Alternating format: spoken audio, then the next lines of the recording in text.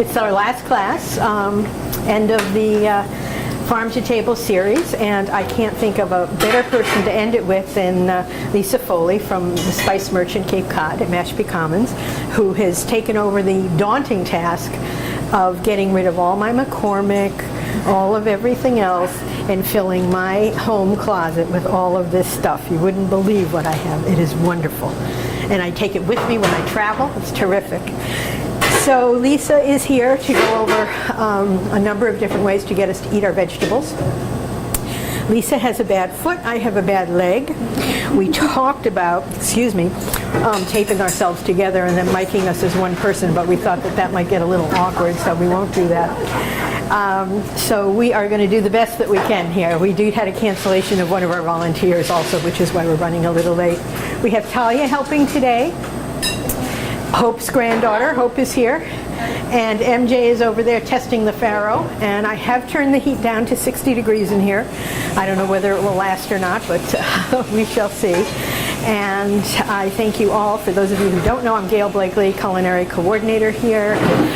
This is, as I said, our last class, and we are going to be starting up again in October with an international series, and then all of our holiday stuff in November and early December. So we've got some really exciting things. Check the website. I think they're just going up as we speak. So some really fun things. International series is going to be a set of dinners. We're doing Day of the Dead just before the Mexican Day of the Dead, just before Halloween. And middle of the month in October, we're doing French country dinner with Chef Jean-Jacques Pamblanc. And then the very first, it's you again. I forgot that. Lisa's coming to teach us about curry.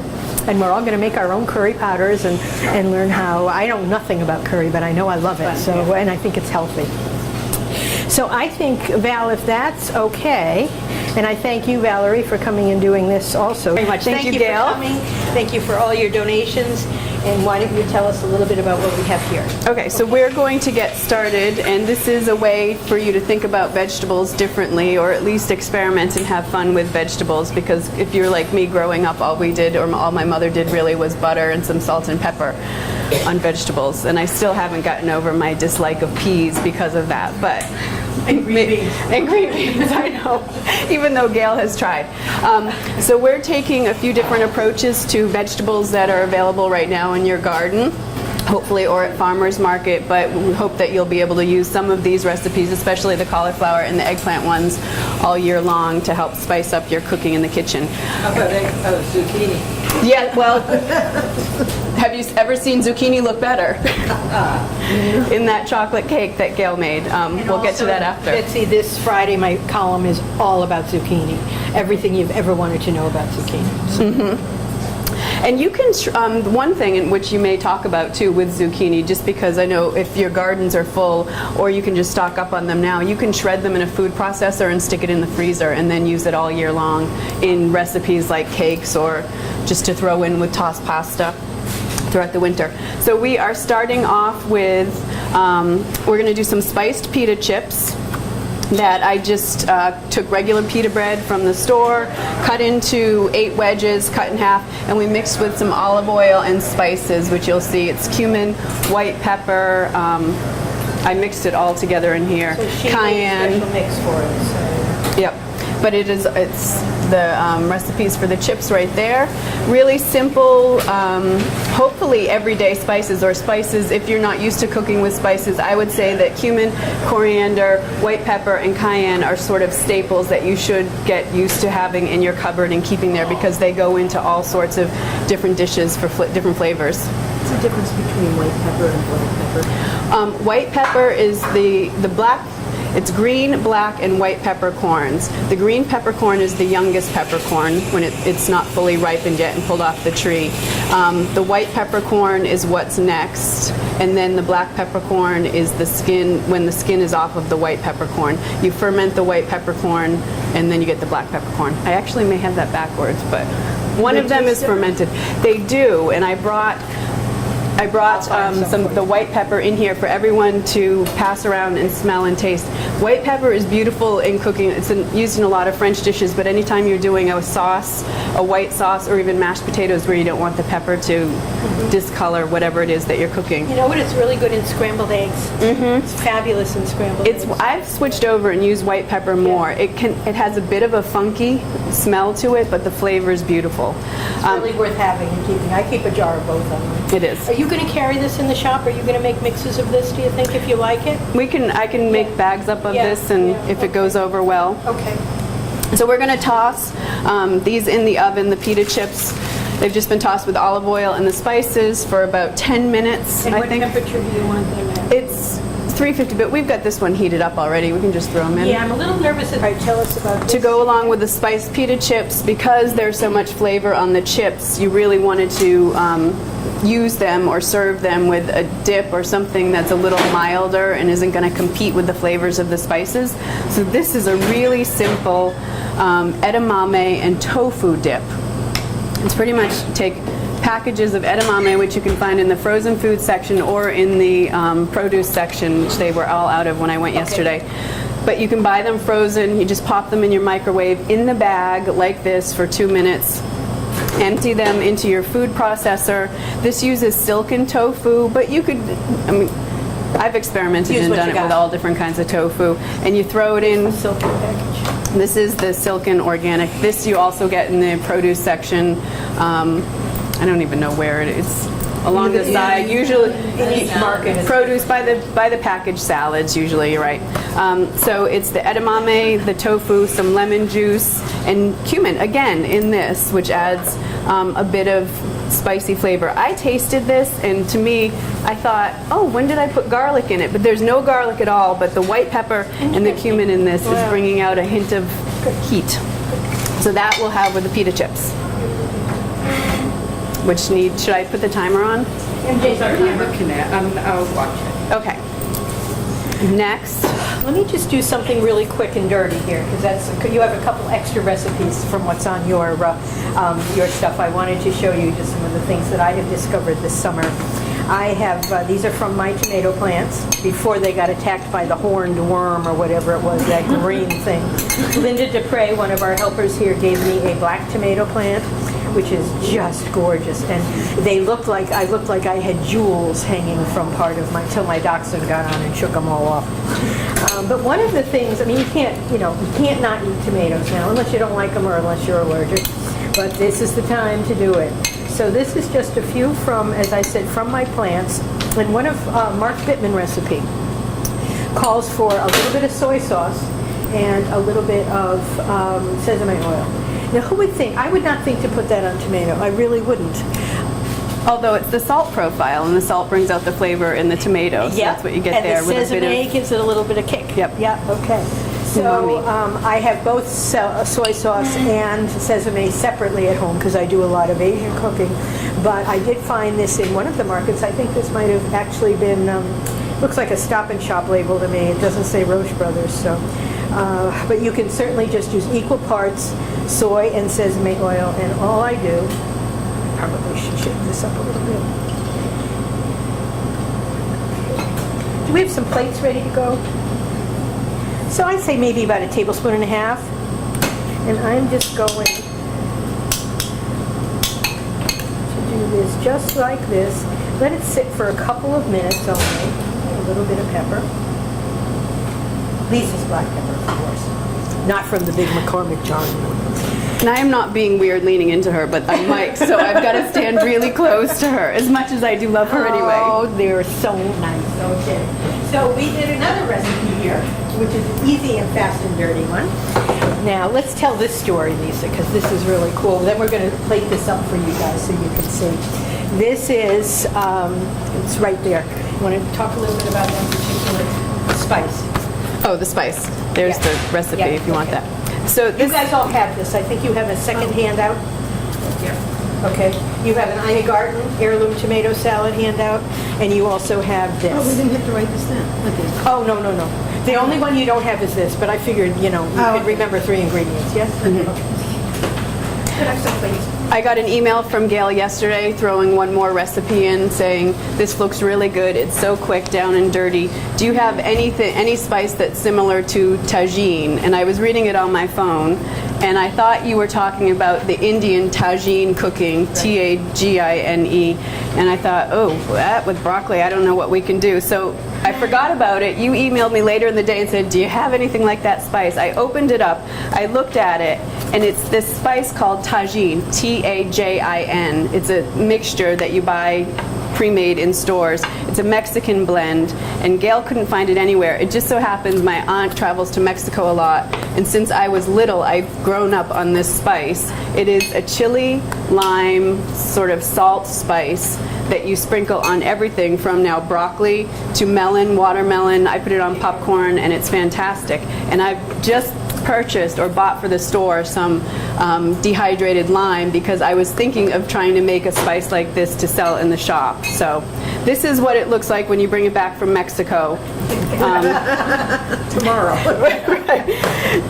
I did go online to see where I could find it, and it's no place in Massachusetts. It seems to be much more southern. You can get it on Amazon, though, I think. You maybe can get it on Amazon, but you could also, I think, get it probably at in some of the Florida stores and that kind of stuff. But I really do like it. You put it on corn. What else do you put I put it on corn on the cob. I put it on popcorn, on watermelon or cantaloupe. It's really nice. If you want to pass it around and have them take a sprinkle, it's nice. And I'm going to try to make something like that in the shop. Because it's got the lime in it. I think that's what the difference is. The lime and the chili pepper are so nice together. Two salads here. Okay, so the next dish that we've half prepared and we're going to finish off while you're here is this roasted cauliflower with dukkha from David Leibovitz's new cookbook that's out. That's fantastic. It's called My Paris Kitchen. And in the book he talks about, he had lived in Paris for 10 years, he's talking about the new way of cooking in France, which is sort of including the influx of different cultures that are coming from Northern Africa and from Europe into France. This dukkha is an Egyptian nut and spice mixture, which I do sell at the shop. No, it's cumin, coriander, fennel, salt, pepper, and then the nuts. This you can use on its own. You can mix it just with olive oil and dip pita bread into. You can throw it again on melon, watermelon, peaches, on fruits, and then on vegetables. We're going to put it on this roasted cauliflower that we've cut up, drizzled with olive oil, a little salt and pepper, roasted it for 25 minutes on 425. We pull it out, and we're just going to sprinkle a quarter of a cup, which is half of this bag. That's probably So good. you told us what was in dukkha? Okay. Again, it's the cumin. I mean, cumin is found, I think, in every culture's cooking, from Mexican to Middle Eastern to Indian I like to the Asian. utensils you're using. Sorry. That's fine. Your hands are clean. All right. So we're going to sprinkle that on, throw it back in to roast up just a little more, and then we'll see how that is. We wanted to get sort of crispy, like some of these are already getting a little crispy. This tastes wonderful. Needed to find something to do with my tomato. We have a bunch of tomato plants, and just as they turn red, we've got a chipmunk that keeps eating them, so I keep pulling them off as they're green, and I'm like, I've got a ton of green tomatoes, what can we do with this? I found this relish, which is, again, another great party dip. It's easy to make. It stores in the fridge for up to a week or more, and it's just something that's different, and if you never knew what to do with green tomatoes, here it is. So we took the green tomatoes, sliced them thin, sauteed them in olive oil, and fried them up on each side. Then I took half a cup of an onion, 2 cloves of garlic. We sauteed that. And basically what we're going to do is just chop the tomatoes now into a bowl, mix it with some spices, the onions and the garlic, and you're done. That's your relish. And it's great to eat with, we've got some potato chips and corn chips to put out for the dip with it. So after they were fried up, we just stuck them on a paper towel to drain them a little bit so they're not very greasy. And it's a really rustic, sort of rough chop that you just want to do. You don't have to be particular about this, and just get it in there. Yes. tartness of the green tomato, I think, to make the relish work. So I'm not sure. Certainly if you have a green plum tomato that you're growing, even green cherry tomatoes and grape tomatoes, as long as it's green and hasn't ripened yet, I think you're all set. A lot with it. And I learned one of the most bestest tricks in the world, which is that the top of your vanilla bottle holds a teaspoon of vanilla. Ain't that nothing? Did anybody know that before? My spices now. Again, I feel like a broken record with this, but there's cumin in here. It really is a good spice if you don't have it in the cupboard. Oh, it doesn't say cumin.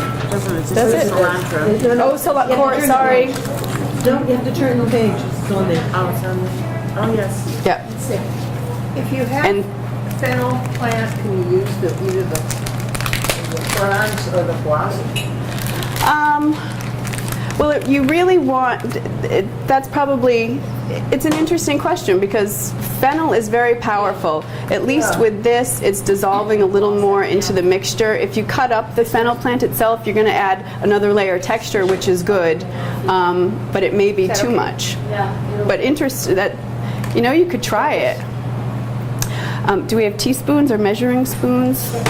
I'm just playing with my camera over here. Half of this is that Val gets the fun job of having to edit all my playful stuff out of it. Like, I did not see me with my little red pepper going like this into the camera on the show. I got a little bit of it, but we didn't get all of it. Okay, so we've just got a half a teaspoon each of the fennel and the cumin, the cilantro. We have the fresh cilantro. How much do you want? Do you guys care to smell any of these spices? Do you know what everything smells like? So you're good with that? If I had fennel seeds, can I grind it up myself? Yeah, absolutely. Toast Yep. them first. Toast them first. Thank you. Toasting them brings out more the oil, which brings out more flavor. Lisa has. How much cilantro do you need, my dear? 3 tablespoons. And then Dijon mustard, sherry vinegar, and sugar. Okay. And salt. Hope, where we got the champagne vinegar, there should be sherry vinegar. Would you look in the closet? And that's just onion? It's just sauteed onion, a half a cup of onion, and 2 cloves of garlic. Oops. Pass it over here, Lisa. There's your champagne vinegar right here. And how much difference is like sherry vinegar versus champagne vinegar versus cider matter in these things? When it calls for, I try to use what it calls for, but I don't always have it. So vinegar sometimes is a vinegar I'll use. If it's sherry, sometimes a wine vinegar or something similar to it. What do you do? When I'm shopping and I'm someplace and I like when I travel and I want to have a vinegar in the house, I will buy sherry vinegar because it's a little more expensive, but I think it's really worth it. It's worth the price. I think it's really terrific.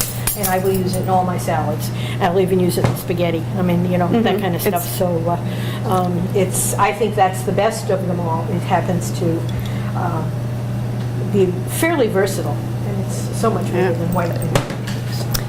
And Gustare makes a nice vinegar. Yes. One of the things that Lisa brought today is some Himalayan sea salt, which I like because it's so pretty.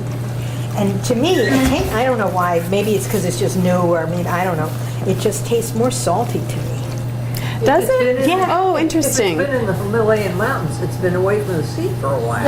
It has, but it started off as sea salt, as all salt does, and then it was covered with lava. So technically, some people will call it a mineral salt or a mine salt, but what did start off as a sea salt. So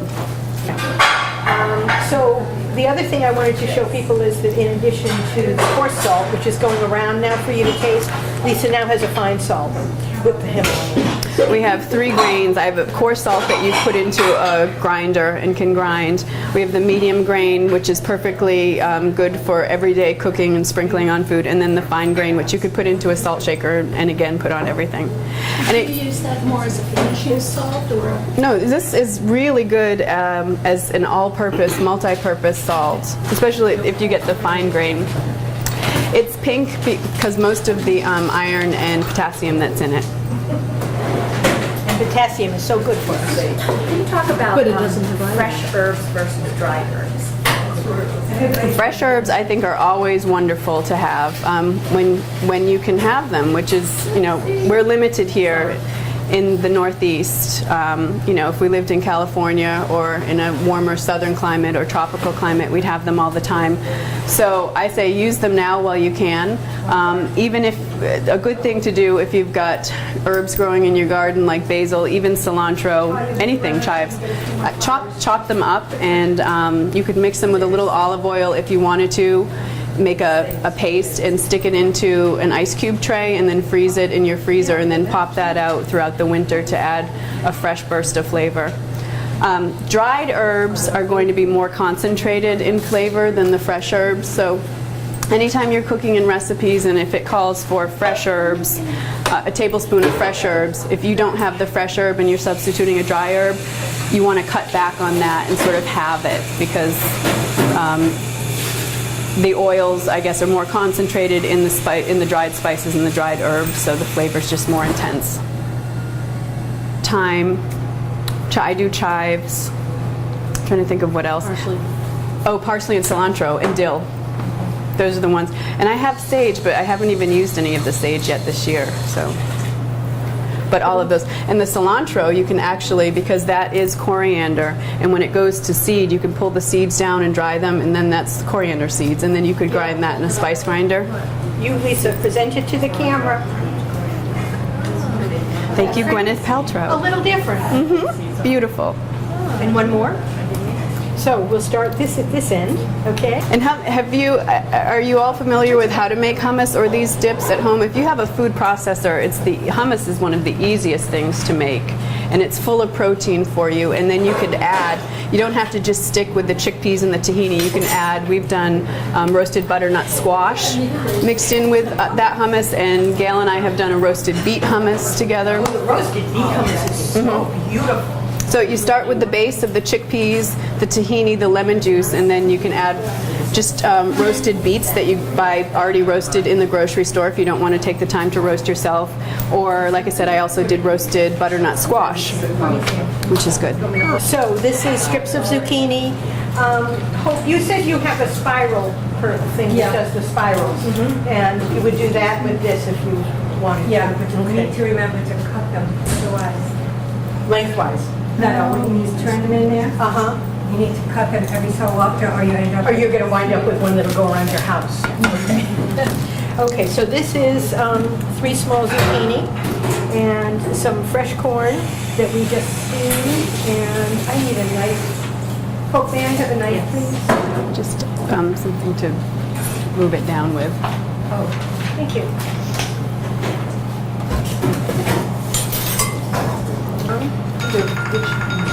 Either one, that's the cauliflower. And just do this. Now, Lisa, what were you saying about the husks? You can make a corn chowder really easy. Get a corn stalk or corn base going by saving the husks of the corn and just boiling them or simmering them in milk. Bring it to a boil, then turn it down for a little bit, and you Cobs will. too? You know, I haven't done the cobs. I've done the husks, but yes, absolutely, that makes sense. Yeah, I think I have done it. I've seen it done with cobs. Yep.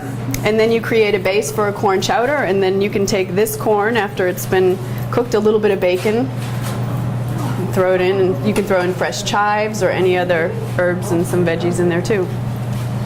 All right. So this is going to get tossed with olive oil, white wine vinegar. What do you think, coarse or fine? Want to crumble that for me? Coarse or fine? Salt? Salt. Of course.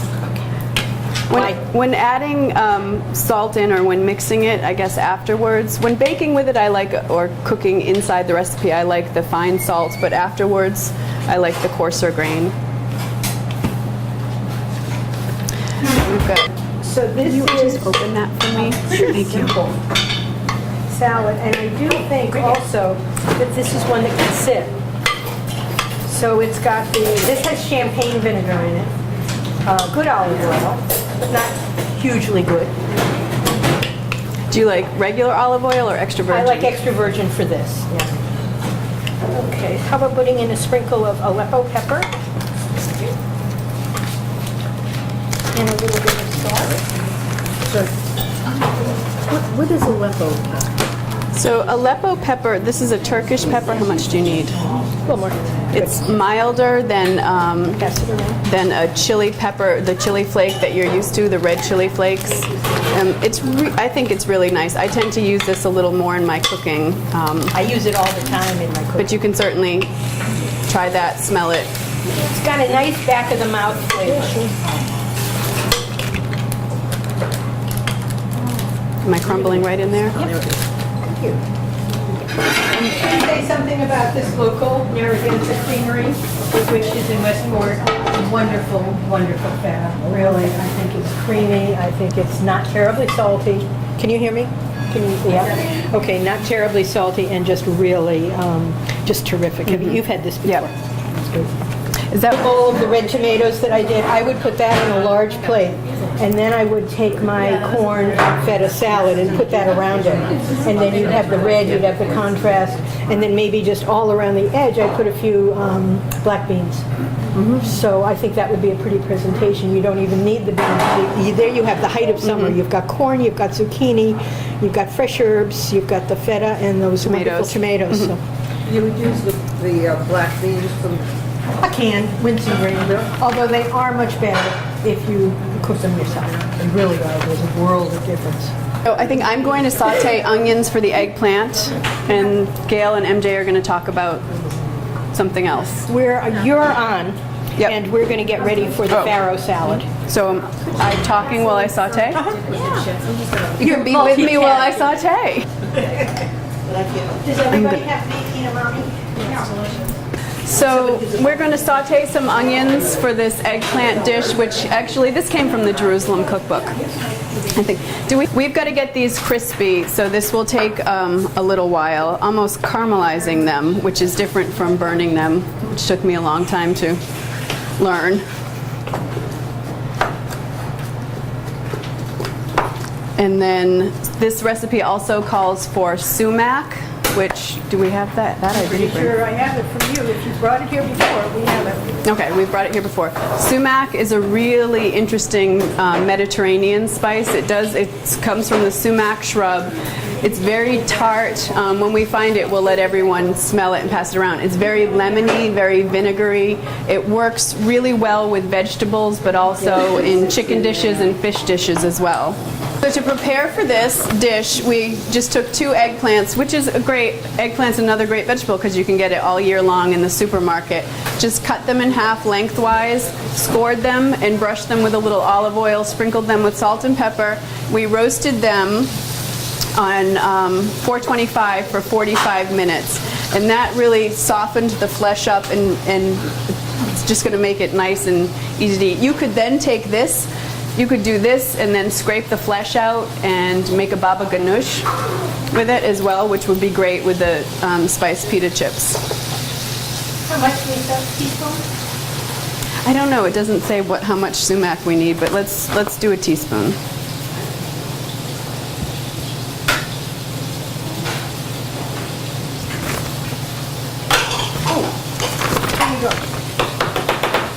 Everybody to like, well, are we honored?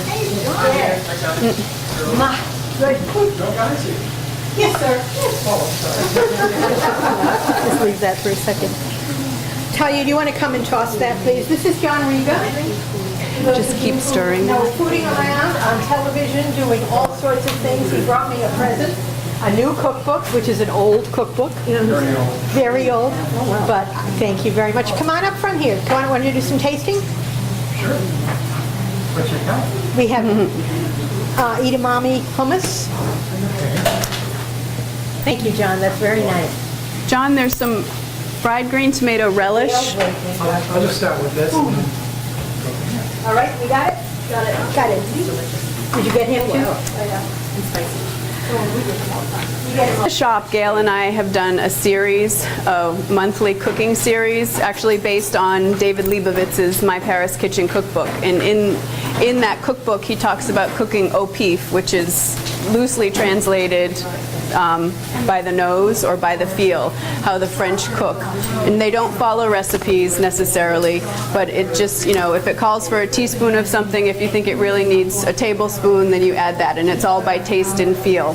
So I will apologize because even though I suggested this roasted eggplant recipe in the back, I didn't quite read through the whole recipe, so we don't have the sumac for that, but we will go Welcome to being on we will go television. O'Peep and cook by the nose and feel and just sort of wing it. And that's a lot about what cooking is, unlike baking, where baking is a chemistry and you have to follow the recipe.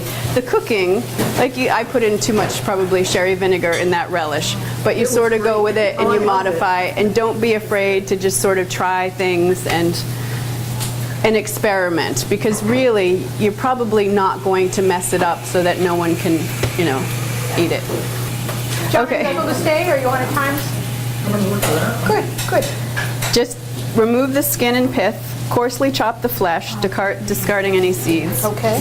Or not. If you're cooking beef, and then you just eat them out later or pick them out later.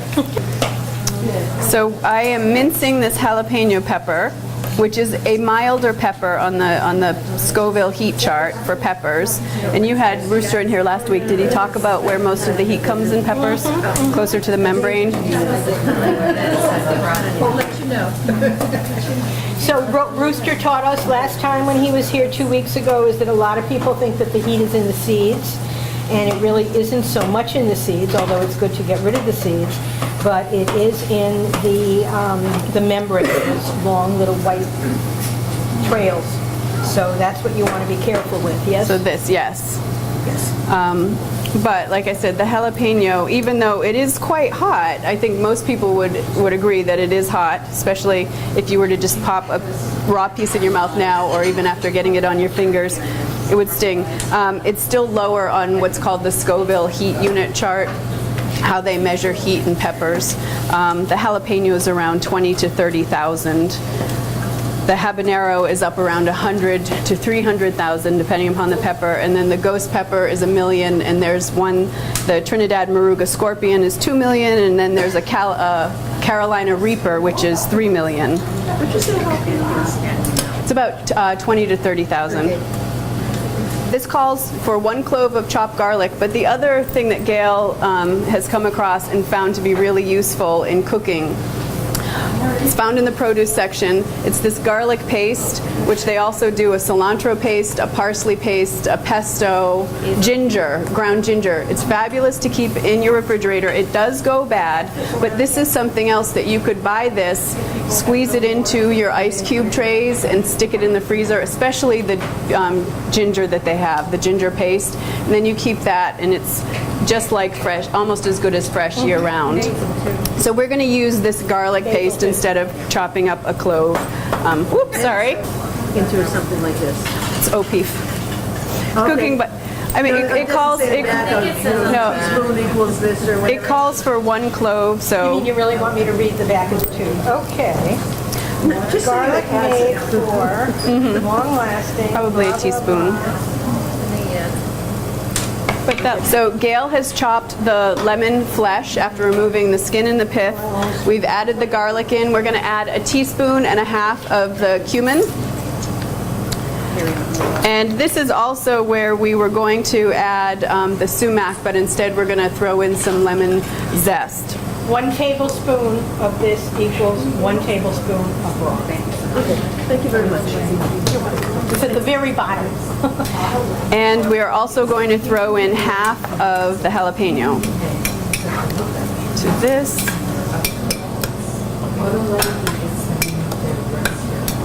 That in there.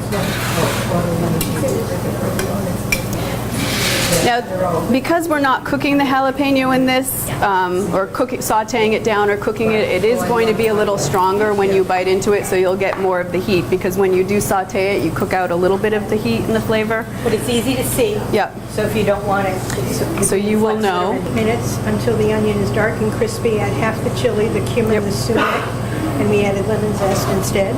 Yep. Stir well. Cook 2 minutes more. Add the feta. Cook 1 minute more.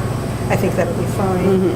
It's really remove hot. from the heat with a serrated knife. Remove the skin and pith from the lemon. Toss to combine. when the eggplants are done, they are beautiful, aren't they? There. Beautiful.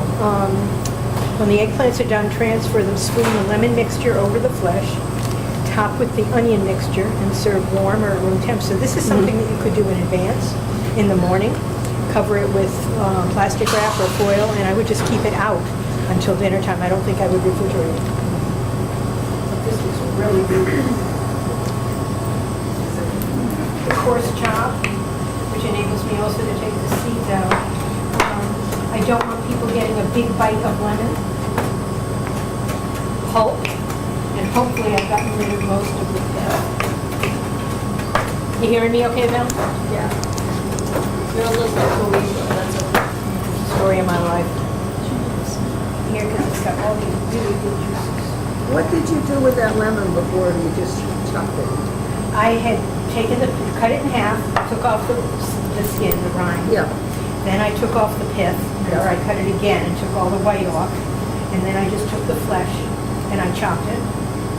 You didn't heat it or anything? I didn't heat it, it's raw onion, raw garlic, organic garlic. And now I'm just going to have Lisa use her best kitchen tool here, which is her fingers, and just spread this all over. I love garlic and lemon together with eggplant. I don't think there's anything nicer. Now, I'm curious, I have grown up with the idea that if the eggplant was at all old, you wanted to soak it first in water to get the bitterness Out, yeah. But you don't have to do that. Well, it's eggplant season. You know, these were gorgeous. These were in Stop and Shop, believe it or not, and they were as firm and as beautiful as they could be. And you can usually get, I think eggplant and zucchini are two of the vegetables that we get that still have comparable good taste throughout the year. I mean, I wouldn't buy a tomato in January, but I'd buy some zucchini, and I certainly would buy an eggplant. Okay, so we're just spooning this onion mixture over the eggplant. It did say in the recipe, again, remember this is the one that I messed up on.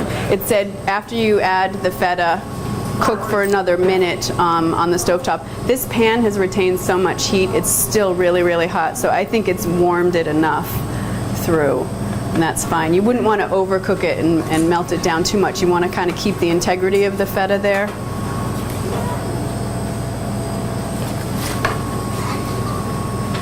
So stuffed. With some nice crusty bread or naan or pita bread, this would be good. And a glass of wine. Or beer if we're winning. Oops. John, we made a roasted, not Oh. roasted, steamed broccoli. Interesting, look good. All right. There. Okay. I would cut this way and then in half again. It depends on whether you're eating it for a main dish or just a side. Yes, for a main dish, I would certainly give everybody a half of this. For what we're going to be doing here, And just, I love the skin. I mean, eggplants and potatoes, anything. So I would just take it and serve it with a fork and knife and eat it that way. But you could certainly scoop it out if you don't like the skin of the eggplant. I love this. Start working on the grilled romaine. This is a fabulous, quick and easy way, different way to do, to have your salad greens, your lettuce in the summer. I do it quite a bit at home, right on the grill, on the gas grill. We're just going to have each romaine, brush it with some olive oil. What I do at home is just have it, brush it with olive oil, sprinkle it with salt and pepper, throw it right on the grill. You grill each side, and then afterwards I actually also make an avocado and lime, just sort of vinaigrette for it. But it looks good on the plate. It's different. You have a little char on the lettuce. It gives it a different flavor, and it's so easy.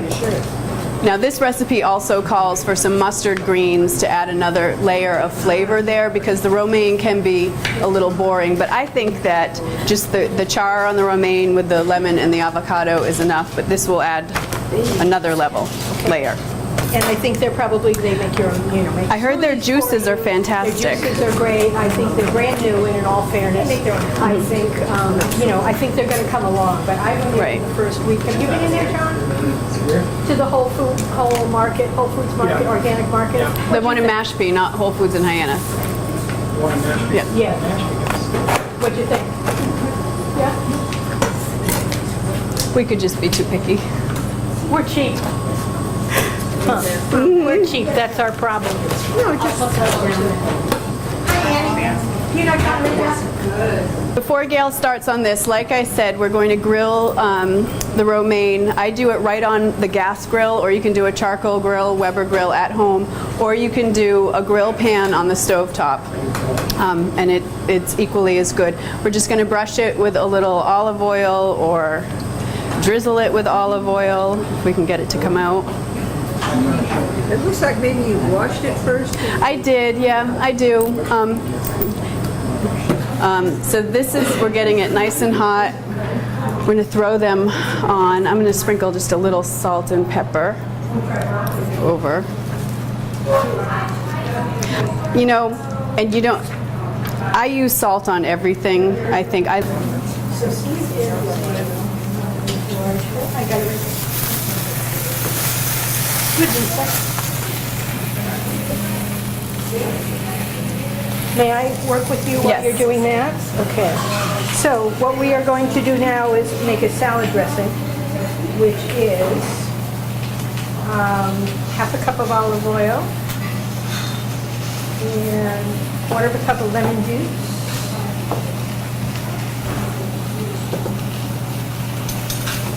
You want to squeeze me in like maybe a teaspoon? Not a whole lot. We've had a lot of garlic so far, but no one's kissing anybody. That's good. All right. And then I imagine we want salt and pepper to taste, so let's use some of your nice Himalayan. Pinch of black. And we're going to use the coarse here because it's being dissolved. Yes? It was in front of me. All right. And then we're going to add the farro next, which is cooled. People familiar with farro? Nice protein. I smell these browning up a bit, so I'm just going to quickly check on them. So this is, you do want to see the grill marks there. I'm going to let it go just a little bit more to get the bottom parts a little more tender, but that looks good.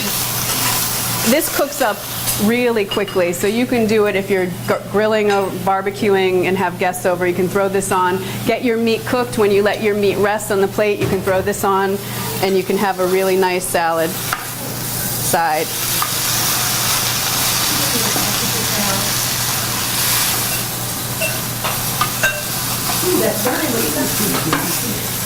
All right, so we have our dressing and our farro. If I were doing this at home and I had more time, I'd probably do just like this thick, just like this, and let the dressing really absorb the grain. Here is the grain. You can get this, I got this at Windfall Market, but it's probably one of the nicer grains. I like it. I love maybe take leftover farro. That's what I would do. Without the dressing, I might have taken like a couple spoonfuls out, put it in a little Ziploc bag, put it in the refrigerator, and then when I was roasting a chicken, I would use that. I'd put some fresh herbs, even onion, celery, and mix that with the farro and use that as a stuffing fit with. I was able to find some fresh peas that were blanched. This is a recipe from Edible Cape Cod, our local magazine, and it's John Carafoli's recipe. Your friend John Carafoli. And yours, and John's.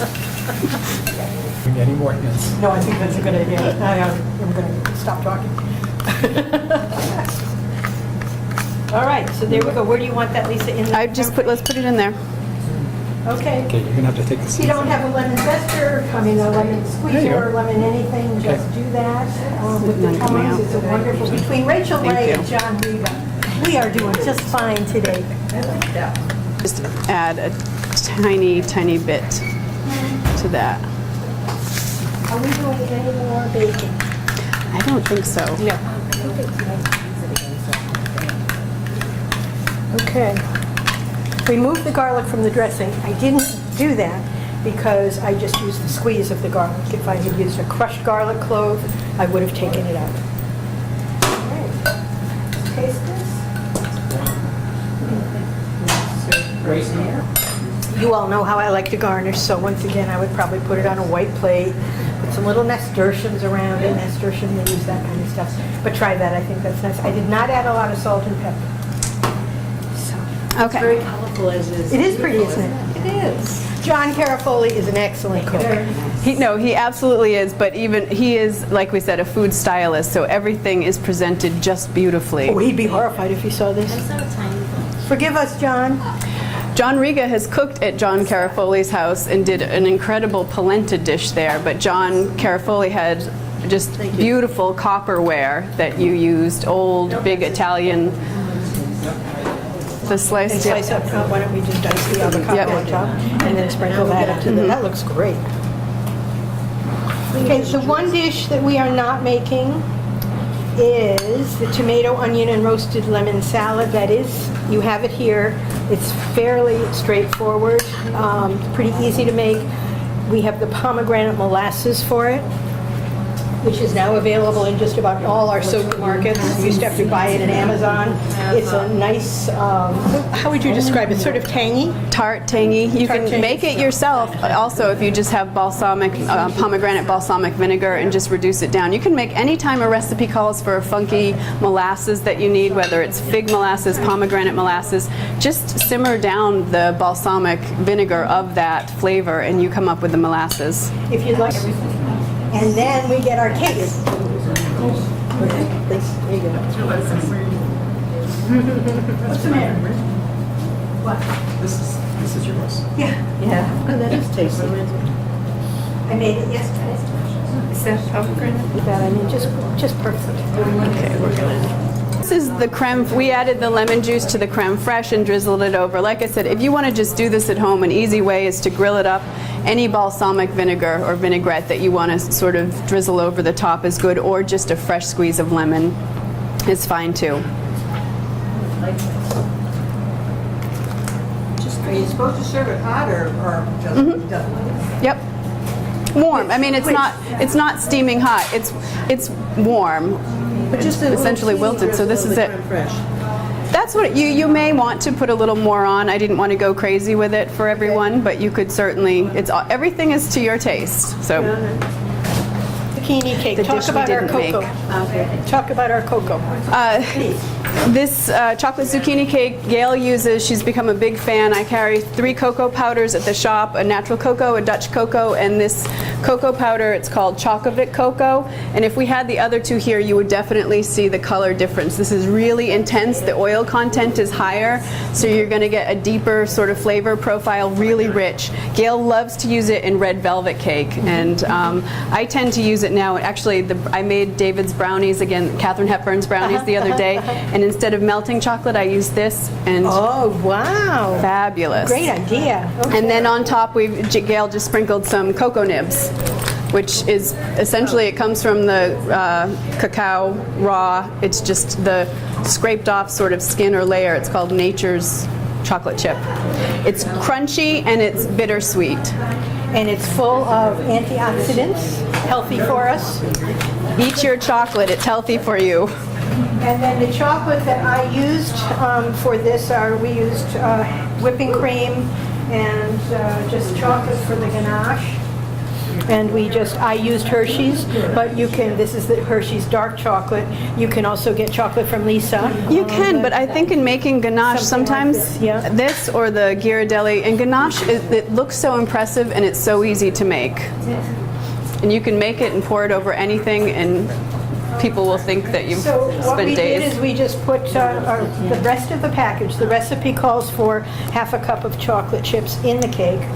And then I just dumped the rest of them in here, put a little bit of cream in. I think I may have put a Butter? little too much in. No butter. So it's not solidifying in the way that I'd like it to, but I think it's going to be fine.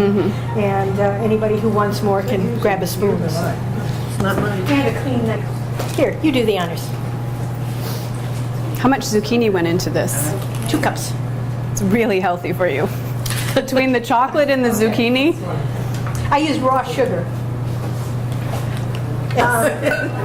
Whipped cream? Whipped cream? I mean, if you're going to have zucchini in it, right, it's healthy, so have a little bit of whipped cream. Now, out of curiosity, when you say 2 cups, So, thank you, Hope. Thank you, Talia. Thank you, MJ, for doing double time duty for us. Thank you, Mr. Riga, for joining us. Thank you, Annie, for advertising us. Thank you, Valerie, for taping us. Thank you, Lisa. Thank you for having me. And here's to the beginning of a new cooking show. Exactly. Look out, Food Network. Food Network, here we come.